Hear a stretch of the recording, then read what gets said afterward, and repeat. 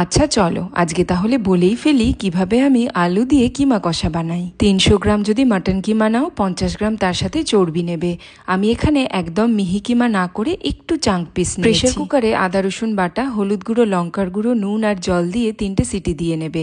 দেখবে কিমা আর চর্বিগুলো এরকম সুন্দর গলে গেছে। এবার কড়াই সর্ষের তেল গরম করে তেজপাতা, শুকনো লঙ্কা আর সাথে গোটা গরম মশলা ফোড়ন দিয়ে দেবে। তারপরে পেঁয়াজ, আদা রসুন, টমেটোর পেস্ট দিয়ে ভালো করে রান্না করতে হবে। এরপর হলুদ গুঁড়ো, লঙ্কার গুঁড়ো, ধনে জিরের গুঁড়ো, নুন আর সামান্য চিনি দিয়ে মশলা কষাতে হবে।